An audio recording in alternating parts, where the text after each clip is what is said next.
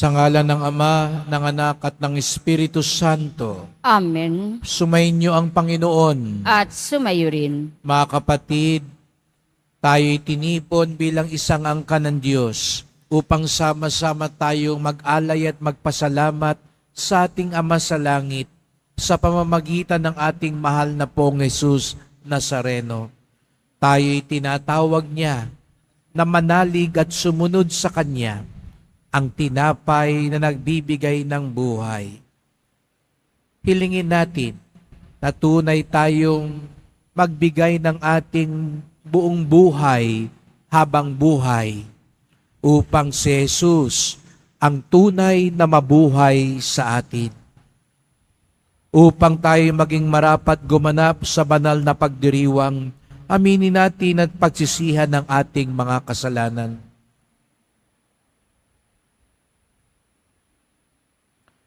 Panginoong Hesus, Ikaw ang tinapay ng buhay na walang hanggan. Panginoon, kaawaan mo kami. Panginoon, kaawaan mo kami. Kristo Jesus, Ikaw ang tanging sinusunod namin. Kristo, kaawaan mo kami. Kristo, kaawaan mo kami. Panginoong Hesus, patuloy mo kaming pinapatawad at inuunawa, bagamat kami nakakalimot at minsay tumitiwalag sa iyo. Panginoon, kaawaan mo kami. Panginoon, kaawaan mo kami. Kawan tayo ng makapangyarihan Diyos, patawarin tayo sa ating mga kasalanan at patnubayan tayo sa buhay na walang hanggan. Amen. Papuri sa Diyos sa kaitasan.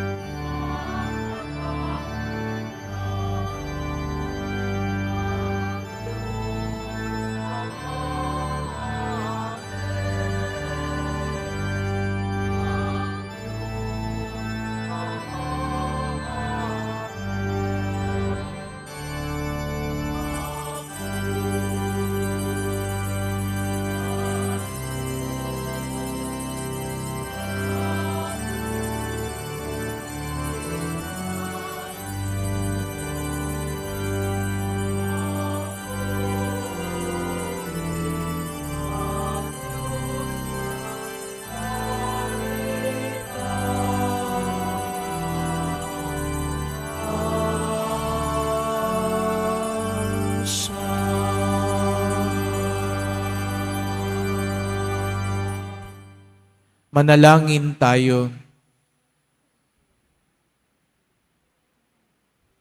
Ama naming makapangyarihan, ginagawa mong kami magkaisa ng kalooban.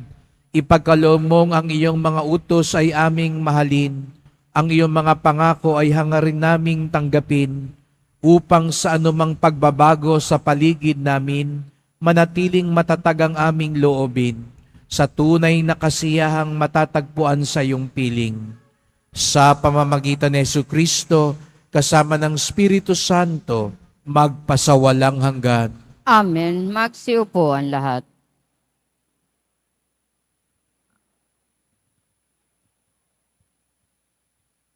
Pagbasa mula sa aklat ni Josue. Noong mga araw na iyon, tinipon ni Josue sa Sikem ang lahat ng lipi. Pagkatapos, tinawag niya ang matatanda, ang mga hukom, ang mga pinuno, at mga tagapangasiwa sa Israel, at sila'y humarap sa Panginoon. Sinabi niya, kung ayaw niyo maglingkod sa Panginoon, sabihin niyo kung kanino kayo maglilingkod. Sa Diyos-Diyos ang sinamba ng iyong mga ninuno sa Mesopotamia o sa mga Diyos-Diyosan na mga Amoreo na sinamba dito sa lupang inyong tinatahanan. Ngunit ako, ang aking angkan, ay sa Panginoon lamang maglilingkod. Sumagot ang bayan, wala kaming balak na talikuran ang Panginoon at maglingkod sa mga Diyos-Diyosan. Ang Panginoon na ating Diyos ang siyang humango sa atin sa pagkaalipin sa Ehipto. Nasaksiyan din namin ang mga kababalaghang ginawa niya upang tayo'y maingatan saan man tayo mapadako at maligtas sa mga kaaway na ating nadaanan. Kaya't kami rin ay sa Panginoon maglilingkod, siya ang ating Diyos. Ang salita ng Diyos. Salamat sa Diyos. Magsumikap tayong kamtin ang Panginoong butihin. Magsumikap tayong kamtin ang Panginoong butihin. Panginoon, aking laging pupurihin, sa pasasalamat, di ako titigil. Aking pupurihin kanyang mga gawa, kayong naapi, makinig, matuwa. Magsumikap tayong kamtin ang Panginoong butihin. Kinukupkop ng Diyos sa mga matuwid, at ang taghoy nila ay kanyang dinirinig. Nililipol niya yung masasama hanggang sa mapawi sa isip ng madla. Magsumikap tayong kamtin ang Panginoong butihin. Agad dinirinig daing ng matuwid. Iniligtas sila sa mga panganib. Tumutulong siya sa nasisiphayo. Ang walang pag-asa'y hindi binibigo. Magsumikap tayong kamtin ang Panginoong butihin. Ang taong matuwid, masuliranin man, sa tulong ng poon, agad may ibsan. Kinukupop siya ng lubos-lubusan, kahit sambutoy hindi magagalaw. Magsumikap tayong kamtin ang Panginoong butihin. Ngunit ang masama ay kasamaan din. Sa taglay na buhay, ang siyang kikitil. Mga lingkod niya'y kanyang liligtas. Sa napakukupkop, siya'y mag-iingat. Magsumikap tayong kamtin ang Panginoong butihin.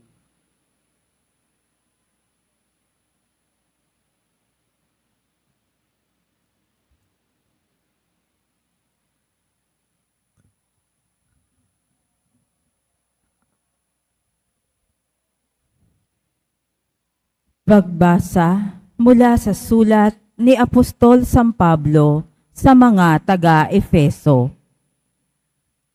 Mga kapatid, pasakop kayo sa isa't isa, tanda ng inyong paggalang kay Kristo. Mga babae, pasakop kayo sa inyo-inyong asawa, tulad ng pagpapasakop ninyo sa Panginoon. Sapagkat ang lalaki ang ulo ng kanyang asawa, tulad ni Kristo na siyang ulo ng simbahan na kanyang katawan at siyang tagapagligtas nito. Kung paanong nasasakop ni Kristo ang simbahan, gayon din naman ang mga babae dapat pasakop ng lubusan sa kani-kanilang asawa. Mga lalaki, ibigin ninyo ang inyo-inyong asawa gaya ng pag-ibig ni Kristo sa simbahan. Inihandog niya ang kanyang buhay para rito, upang ang simbahay italaga ng Diyos matapos linisin sa pamamagitan ng tubig at ng salita. Ginawa niya ito upang maiharap sa kanyang sarili ang simbahan, marilag, banal, walang batik at walang anumang dungis o kulubot. Dapat mahalin ng mga lalaki ang kani-kanilang asawa, tulad ng sarili nilang katawan. Ang lalaking nagmamahal sa kanyang asawa ay nagmamahal sa kanyang sarili. Walang taong namumuhi sa sarili niyang katawan. Bagkus, ito'y pinakakain at inaalagaan, gaya ng ginagawa ni Kristo sa simbahan. Tayo'y mga bahagi ng kanyang katawan. Dahil dito, iiwan ng lalaki ang kanyang ama't ina at magsasama sila ng kanyang asawa, at sila'y magiging isa.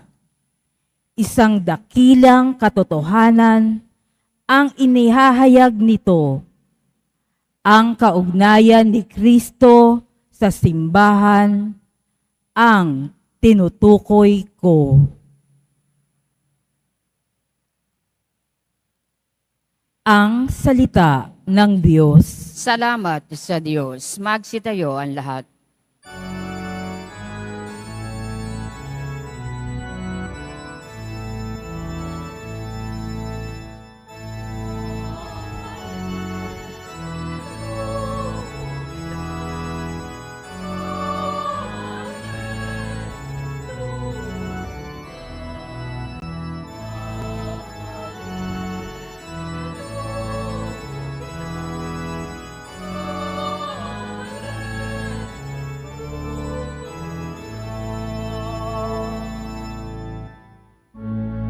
Espiritong bumubuhay, ang salita mo may kapal, buhay mo ang tinataglay.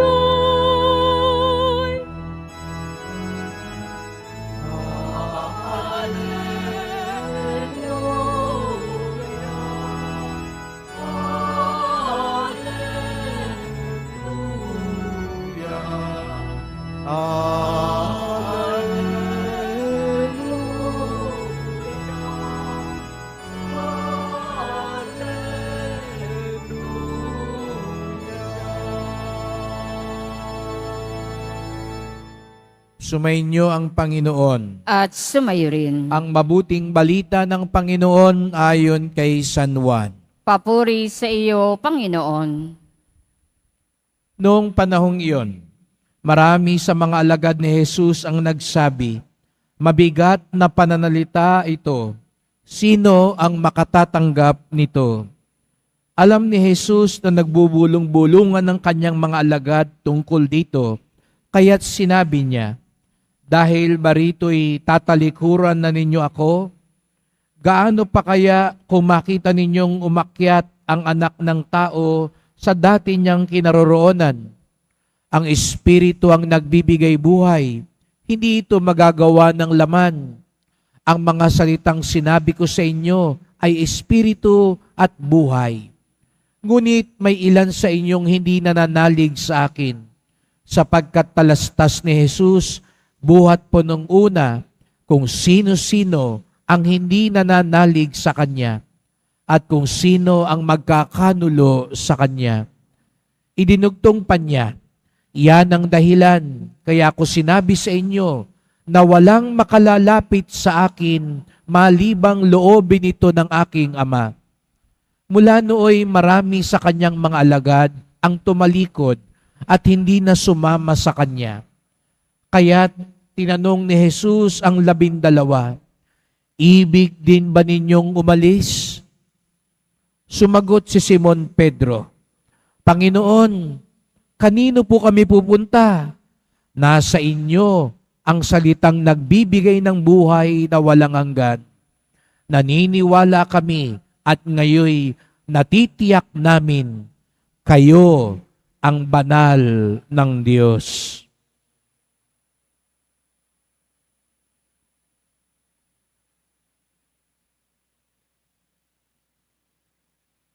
Mga kapatid, ang mabuting balita ng ating kaligtasan. Pinupuri ka namin, Panginoong Heso Kristo. Magsiupo ang lahat.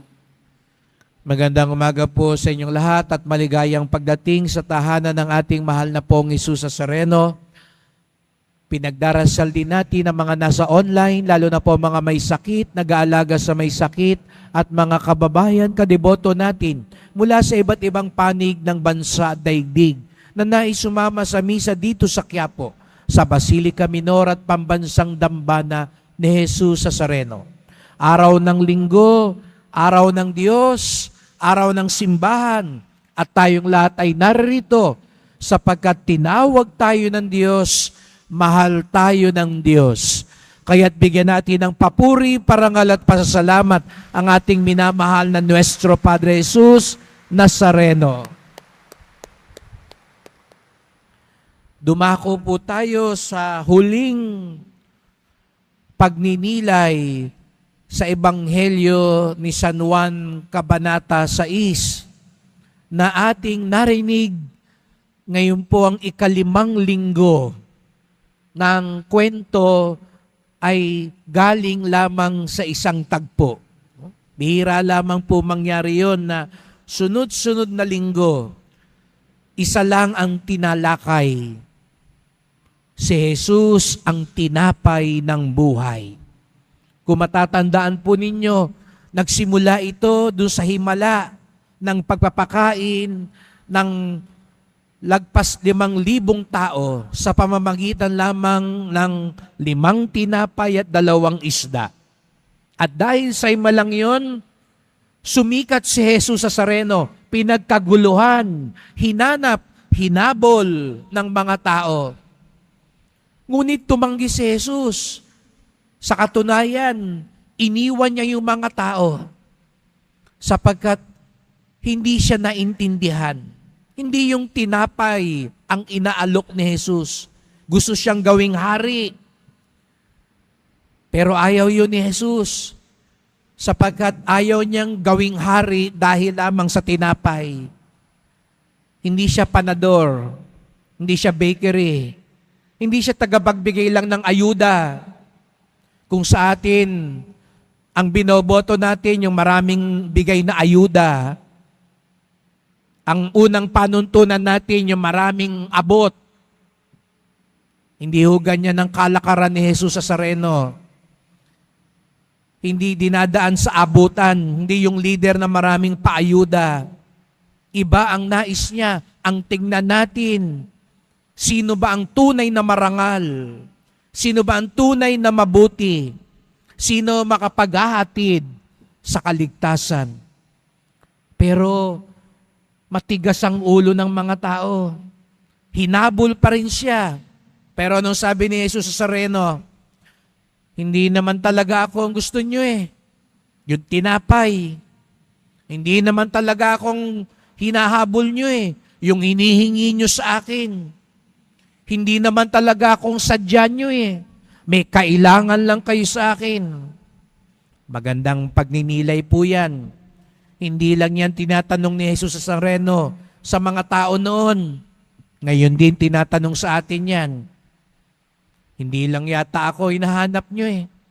Kung hindi ka siguro nag-a-apply ngayon, hindi ka nagte-test ngayon, hindi ka may problema ngayon, wala ka dito eh. Ano kaya ang sagot natin?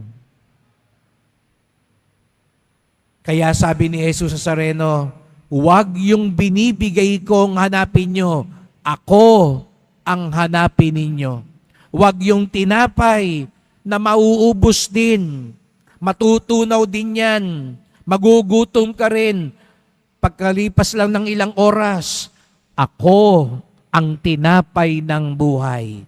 Kaya nga nung isang linggo, sabi ni Jesus sa Sareno, ang sino mang kumain ng aking laman, uminom ng aking dugo, siya ang mabubuhay ng walang hanggan. Siya ang tunay na naniniwala sa akin. Yun yung ibig sabihin sa Ebanghelyo ngayon, na yung mga tao na sabi nila, mabigat ang pananalitang ito. Sino ang makatatanggap nito? Hinahanda na ni Jesus sa Sareno ang kanyang mga alagad patungo sa Eucharistia, patungo sa pagsisimba, na sinasabi ni Jesus sa Sareno, dito sa misa, dito tayo magtatagpo. Dito nyo ako tatanggapin. Dito nyo ako susundin.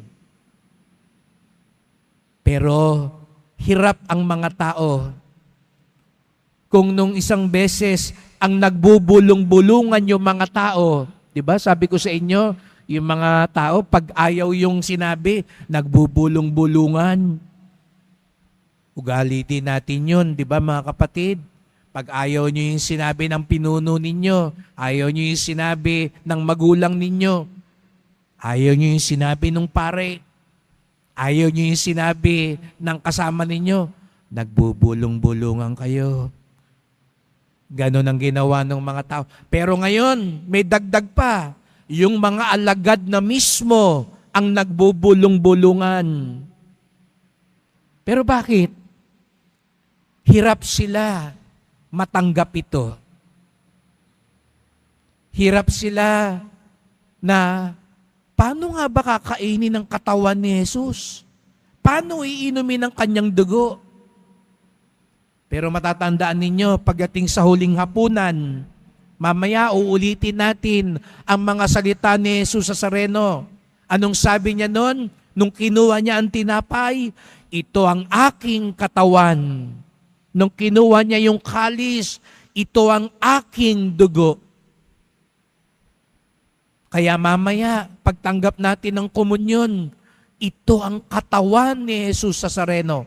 Lagi ko sinasabi sa inyo, mas mahalaga ang sakramento ng komunyon kahit sa anuman. Ang imahe, ginagalang natin. Pero tanda lang yan ni Jesus sa Sareno. Parang litrato yan. Pero yung katawan, yung mamaya, yan mismo si Jesus sa Sareno. Kung galang na galang tayo sa imahe, lalo na pag nasa andas na yan, mas dapat higit pa ang paggalang pag tumatanggap ng banal na komunyon. Pag dumadalo sa misa, pag dumadaan ng andas, lahat tayo humihinto, tumataas ang kamay, nakatingin sa Kanya. Abay, dapat, pag nagmimisa tayo, tigil ang lahat. Sa Kanya tayo nakatuon. Dahil mas mahalaga ang Jesus na matatagpuan natin sa altar kaysa sa Jesus sa andas, kaysa sa Jesus sa taas ng altar, sapagkat ito ang tunay na katawan at dugo ni Jesus. Kaya nga alam niyo po ba sa simbahan, ang unang 1,500 taon, ang lahat ng mga Kristiyano naniniwala na tuwing nagsisimba, tinatanggap nila ang katawan ni Kristo. Hindi tanda. Tandaan niyo po yun, no? Nung unang 1,500 taon, isa lang ang paniniwala ng lahat ng mga Kristiyano. Yung pinaniniwalaan nating ngayong mga Katoliko na katawan ni Kristo. Nagbago lamang po nitong 500 taon na merong hindi naniniwala na yung tinapay, ay, hindi talaga katawan ni Kristo yan. Simbolo lang yan. Kunwari lang. Parang katawan ni Kristo lang yan. Hindi po yun. Ang nangyari nung unang 1,500 taon ng simbahan, mula ng panahon ng mga apostol, naniniwala sila, katawan ni Kristo. Kaya mamaya maririnig nyo kami ng mga lay minister, hindi namin sabihin, simbolo ng katawan ni Kristo, parang katawan ni Kristo, tanda ng katawan ni Kristo. Hindi. Kung ang imahe ng Pong Nazareno, tanda ni Kristo, yung mamayang tatanggapin nyo sa komunyon, katawan ni Kristo. Kaya't ito yung tinatanggap natin. Pero mga kapatid, ano nangyari sa Ebanghelyo? Mahirap, sabi nila. Mabigat. Ano ba yung mahirap? Ano ba yung mabigat? Sabi ko nga ho sa inyo, pinaniwalaan naman ito pagkatapos ng mga Kristiyano. May 2 bagay daw po yung mahirap. May mahirap maunawaan, meron mahirap tanggapin. May mga bagay-bagay na hindi natin masunod dahil mahirap maunawaan.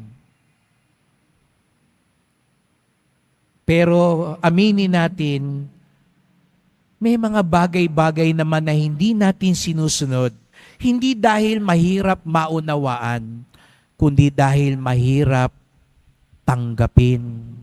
Minsan sasabihin natin, mahirap yan, hindi kaya yan, hindi pwede yan. Pero sa totoo lang, alam nyo ang totoo? Alam dahilan? Mahirap sundin yan. Ayokong sundin yan. Tinatanggihan ko yan. Ganon ang nangyari kay Jesus Nazareno. Tinanggihan siya, hindi dahil hindi maunawaan. Kaya nga, para silang, katawan niya, kakainin natin. Nakuha nila eh. Pero sa bandang huli, tinanggihan nila. Ngayong araw na ito, mga kapatid, magandang magnilay. Ano bang dahilan bakit tayo tumatanggi? Dahil ba talaga hindi maunawaan, hindi kaya, hindi pwede, o ayaw lang natin? Matigas lang ang ulo natin at puso natin gaya ng pinakita sa Ebanghelyo ngayon. Minsan naman, alam natin na yung tama eh. Aminin natin, alam natin ang tama, pero bakit hindi pa rin natin ginagawa yung tama? Hindi dahil mahirap maunawaan. Kung hindi, ayaw lang din talaga. Mahirap tanggapin.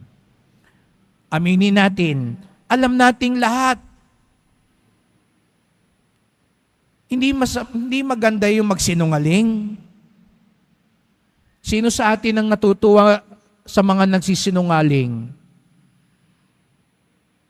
Pero harap tayo sa salamin. Salamin, salamin, salamin. Sino sa atin na nagsisinungaling? Bakit galit ka sa nagsisinungaling, pero ikaw, hindi ka nababagabag pag nagsisinungaling ka? Okay lang sa'yo pag ikaw ang nagsisinungaling. Pero pag iba yung nagsinungaling sa'yo, nako, kainit ng ulo mo. Di po ba may kasabihan tayo, ang magnanakaw, galit sa kapwa magnanakaw. Bakit ganun? Bakit ka galit sa magnanakaw kung magnanakaw ka din? Kasi alam mo naman talaga, masama magnakaw. Lalo na pag ikaw ang pinagnanakawan. Pero pag ikaw ang magnanakaw, aba, parang okay lang. Parang hindi ka nababagabag. Bakit ayaw mo sundin? Dahil ba ayaw mo tanggapin? Hindi. Ayaw mo lang talaga sundin. Sa ikalawang pagbasa, ipinakita yung buhay na mag-asawa. Minsan, di ko na maintindihan pag may lumalapit sa aking humihingi ng payo mag-asawa. Ang nagalit pa, pinagtataksilan ako. Pero alam nyo, minsan yung nagagalit na pinagtaksilan, sila din ang taksil. Salawahan din. Pero galit na galit ka pag ikaw ang pinagtaksilan. Bakit ka ganun? Ikaw salawahan, pero pag ikaw ang pinagtaksilan, nagpuputok ang butsi mo. Kasi alam mo talagang mali eh. Pero ginagawa mo din. Suma total, ayaw mo lang sundin. Alam mo naman, nauunawaan mo naman, at kung tutusin, pwede naman, pero ayaw mo lang. Kaya di ba pag sinabi sa atin, malapit na ang piyesta, nakikiusap sa simbahan, pwede ba wag tayo pumanit sa andas? Ay, hindi pwede yan, hindi kaya yan, hindi namin maunawaan yan. Naunawaan naman eh. Ayaw lang talagang sumunod. Makipagbati ka na, patawarin mo na, hindi pwede yan, ang hirap niyan eh, hindi kaya yan. Ang totoo lang naman talaga, ayaw mo. Ano ba talaga ang dahilan? Hindi maunawaan o hindi mo matanggap? Hindi mo masunod. Kaya nga't napakaganda nung sinabi ni Joshua sa unang pagbasa. Sabi niya, kung kayo nahihirapang sumunod, nangangatwiran pa kayo, ako at ang aking angkan, susunod lamang sa Panginoon. Kaya yung mga taga-Israel, parang napaya, kaya sabi nila, kami din susunod na sa Diyos. Kasi sa bandang huli, ang tanong lang, susunod ka ba o hindi? Aminin natin, ang daming katwiran, katulad ng mga tao noon. Pero ang tanong lang, magpapakumbaba ka ba at susunod? Kaya nga't nakakalungkot, nag-umpisa yung kwento, lagpas 5,000 tao daw. Anong nangyari ngayon? Isa-isang umalis at tinalikuran si Jesus Nazareno. Bakit? Hindi dahil hindi nila maunawaan, kung hindi nila matanggap siya at masunod.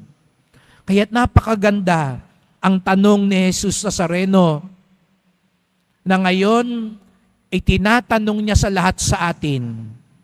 Ang tanong niya sa 12, ibig din ba ninyong umalis? Isalarawan ninyo yung tagpong iyon. Parang ganito, lagpas pa dito yung taong karap ni Jesus Nazareno, isa-isa nagwo-walk out. Isa-isa umaalis. Kasi ayaw nilang sumunod kay Jesus na. At nagsalita sa harapan si Jesus Nazareno, tumingin sa kanyang mga alagad, aalis din ba kayo? Ano kaya yung pakiramdam ni Jesus Nazareno?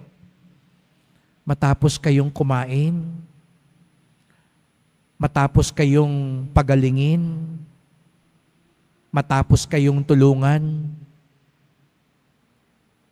Ngayong sinasabi ko, ito ang kailangang gawin. Isa-isa na kayong aalis kasi gusto ninyo, kayo ang masusunod. Pero anong sabi ni Pedro? Sana ito rin na maging sagot natin sa kanya ngayong linggong ito. Panginoon, kanino po kami pupunta?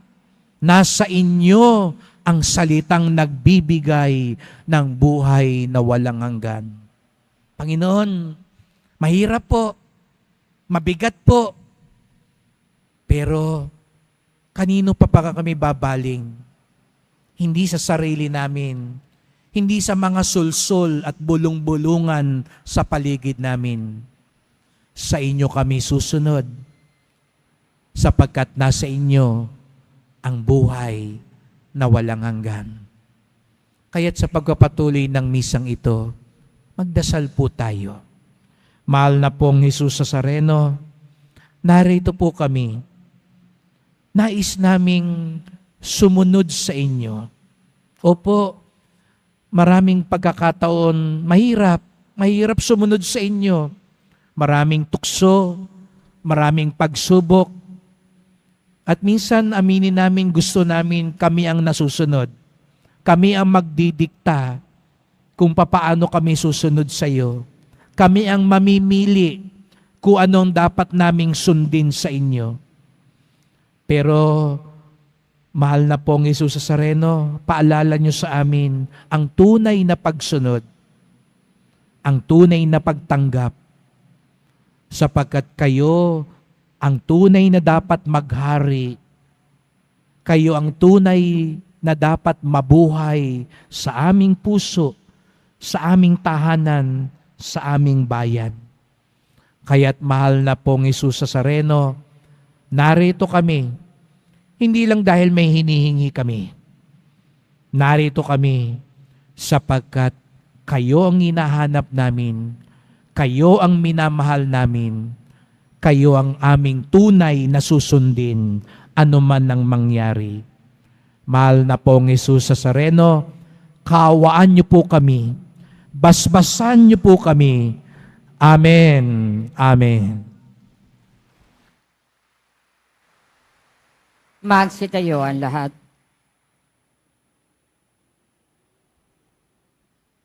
Sumasampalataya Sa Diyos samang makapangyarihan sa lahat, na may gawa ng langit at lupa. Sumasampalataya ako kay Hesukristo, iisang anak ng Diyos, Panginoon nating lahat. Nagkatawan tao siya lalang ng Espiritu Santo. Ipinanganak ni Santa Mariang Birhen, pinagpakasakit ni Poncio Pilato, ipinako sa krus, namatay, inilibing, nanaog sa kinaroroonan ng mga yumao, nang may ikatlong araw na buhay na maguli, umakyat sa langit, naluluklok sa kanan ng Diyos namang makapangyarihan sa lahat. Doon magmumulang paririto at huhukom sa nangabubuhay at nangamatay na tao. Sumasampalataya naman ako sa Diyos Espiritu Santo, sa banal na simbahang katolika, sa kasamahan ng mga banal, sa kapatawaran ng mga kasalanan, sa pagkabuhay na muli na nangamatay na tao, at sa buhay na walang hanggan. Amen. Mahal ko mga kapatid, manalangin tayo sa Diyos nating Ama upang maging matatag tayo sa ating pananampalataya. Siya nawa ang maging matibay na sandigan natin sa pagharap sa mga pagsubok at hirap ng buhay.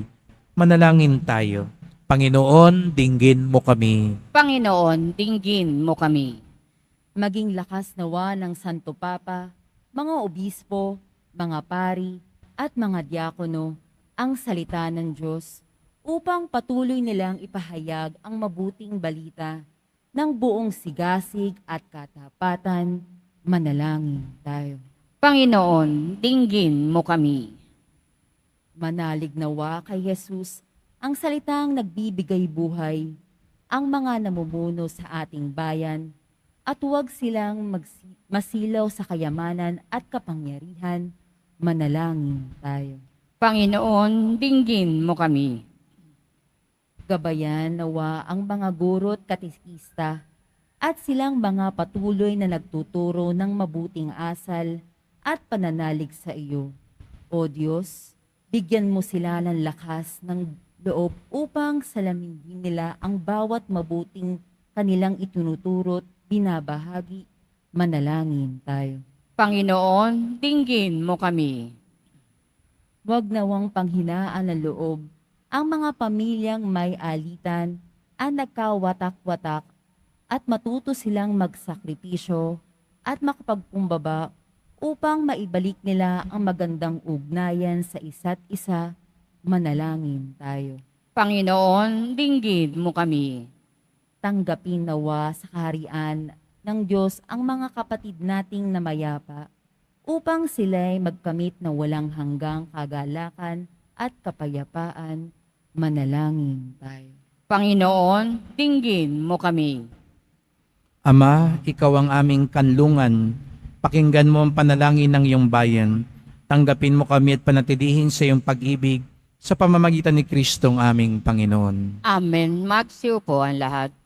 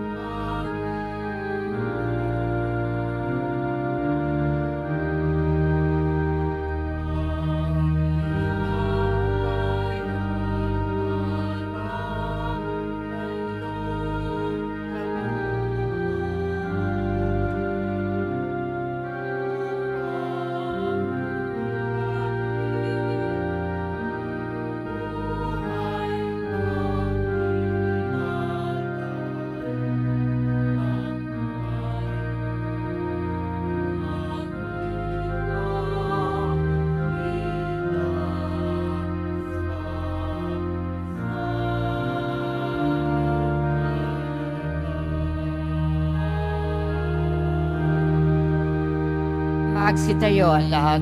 Manalangin kayo mga kapatid upang ating pag-ain ay kalugdan ng Diyos amang makapangyarihan. Tanggapin nawa ng Panginoon itong paghahain sa iyong mga kamay, sa kapurihan niya at karangalan sa ating kapakinabangan at sa buong sambayanan niyang banal. Ama naming lumikha, pinagkamit mo kami ng iyong pagkupkup, pakundangan sa isang pampalagiang paghandog, kaya't sa iyong sambayanan na iyong ipagkaloob, ang pagkakaisa at kapayapaang nagbubuklod, bunga ng aming mga alay na iyong ikinalulugod, sa pamamagitan ni Jesucristo, kasama ng Espiritu Santo, magpasawalang hanggan. Amen. Sumainyo ang Panginoon. At sumayo rin. Itaas sa Diyos ang inyong puso at diwa. Itinaas na namin sa Panginoon. Pasalamatan natin ang Panginoong ating Diyos. Marapat na siya ay pasalamatan. Ama naming makapangyarihan, tunay ngang marapat na ikaw ay aming pasalamatan sa pamamagitan ni Jesucristo naming Panginoon. Lubhang nabagbag ang kanyang loob sa pagkakamali ng tao sa sansinukob, kaya't minabuti niyang siya'y ipanganak ng biring bukod mong pinagpala sa babaeng lahat. Sa labi ng imbing kamatayan, kami ay inagaw ng namatay mong anak. Sa pagkabuhay niya kami kanyang binuhay, upang kaugnayan namin sa iyo'y huwag magwakas. Kaya kaisa ng mga anghel nagsisiawit ng papuri sa iyo, nang walang humpay sa kalangitan, kami nagbubunyi sa iyong kadakilaan.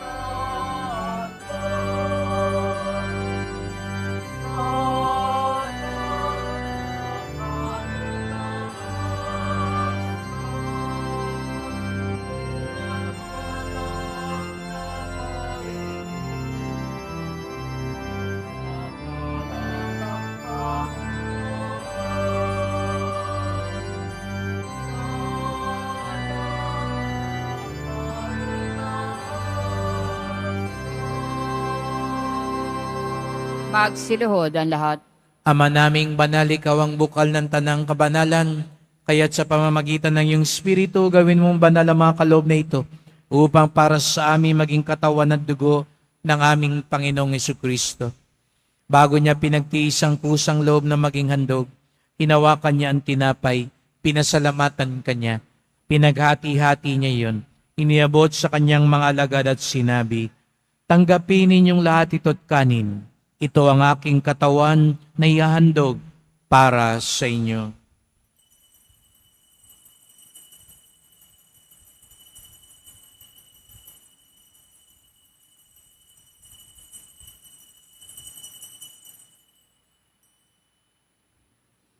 Gayon din naman ang matapos ang hapunan, hinawakan niya ang kalis. Muli kanyang pinasalamatan. Iniabot niya ang kalis sa kanyang mga alagad at sinabi, "Tanggapin ninyong lahat ito't inumin. Ito ang kalis ng aking dugo, ng bago at walang hanggang tipan. Ang aking dugo na ibubuhos para sa inyo at para sa lahat sa ikapagpapatawad ng mga kasalanan. Gawin niyo ito sa pag-alala sa akin."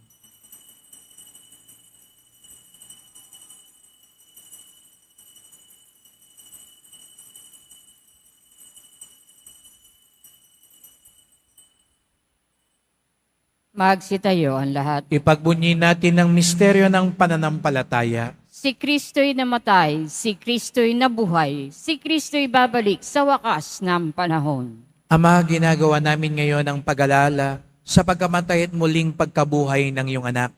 Kaya tinalay namin sa iyo ang tinapay nagbibigay buhay at ang kalis na nagkakaloob ng kaligtasan. Nagpapasalamat kami dahil kami yung minarapan at tumayo sa harap mo para maglingkod sa iyo. Isinasamo namin kaming magsalo-salo sa katawan at dugo ni Kristo mabuklod sa pagkakaisa sa pamamagitan ng Espiritu Santo. Amalingapin mong yung simbahang laganap sa buong daigdig. Puspusin mo kami sa pag-ibig kaisa ni Francisco naming Papa, ni Jose naming Obispo at ng Tanang Kaparian. Alalahanin mo rin ang mga kapatid naming naimlay na may pag-asang sila'y muling mabubuhay. Kayo din ang lahat ng mga pumanaw. Kawan mo sila't patuloyin sa iyong kaliwanagan. Kawan mo pagindapating kaming lahat na makasalo sa iyong buhay na walang wakas. Kaisa ng mahal na Bireng Maria, Ina ng Diyos, ng kabiyak niyang pusong si San Jose, ng mga apostol, ni San Juan Bautista at lahat ng mga banal na namuhay dito sa daigdig ng kalugod-lugod sa iyo. May pagdiwang nawa namin ng pagpupuri sa ikararangal mo sa pamamagitan ng iyong anak na aming Panginoong Jesucristo. Sa pamamagitan ni Kristo, kasama niya at sa Kanya, ang lahat ng parangal at papuri ay sa iyo, Diyos Amang makapangyarihan, kasama ng Espiritu Santo, magpasawalang hanggan.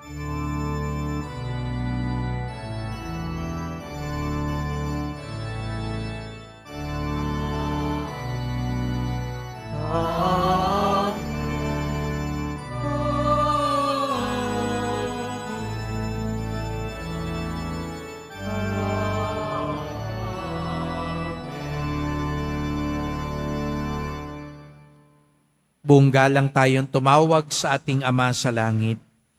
Ama namin, Sumasalangit ka, sambahin ng ngalan mo, mapasa amin ang kaharian mo, sundin ang loob mo dito sa lupa para nang sa langit.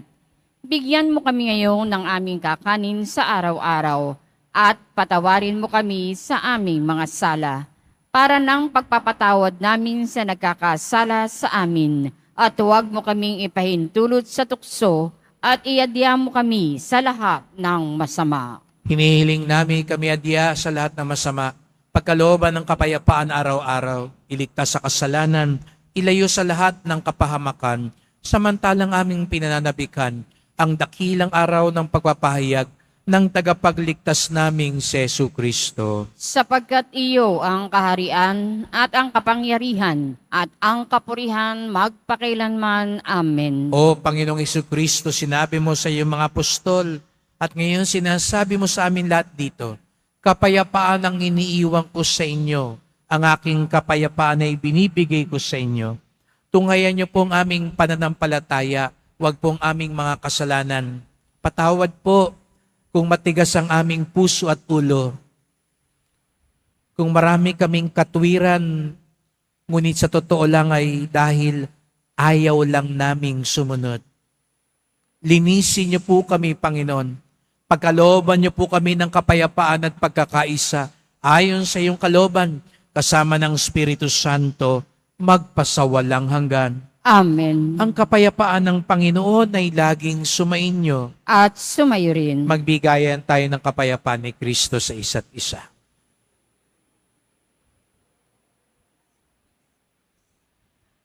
Kordero ng Diyos na nag-aalis ng mga kasalanan ng sanlibutan, maawa ka sa amin. Kordero ng Diyos na nag-aalis ng mga kasalanan ng sanlibutan, maawa ka sa amin.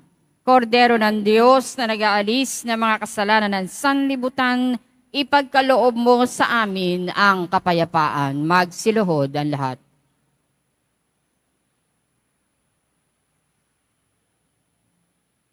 Narito ang ating Panginoong Jesucristo, ang tinapay ng buhay, ang kordero ng Diyos na nag-aalis ng mga kasalanan ng sanlibutan, mapapalad ang inaanyayahan sa kanyang piging. Panginoon, hindi ako karapat-dapat na magpatuloy sa iyo, ngunit sa isang salita mo lamang ay gagaling na ako.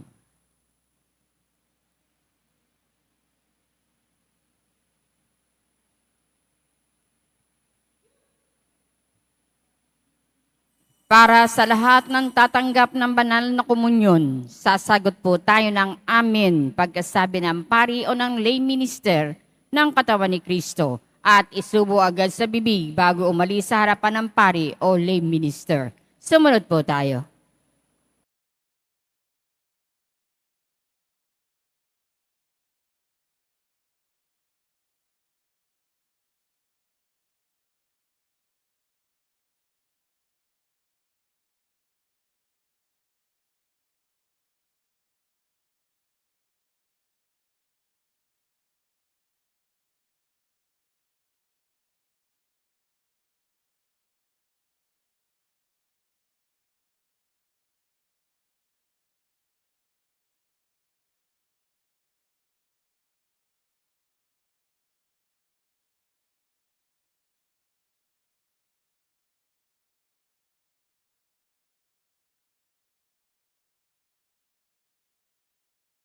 Magsitayo ang lahat.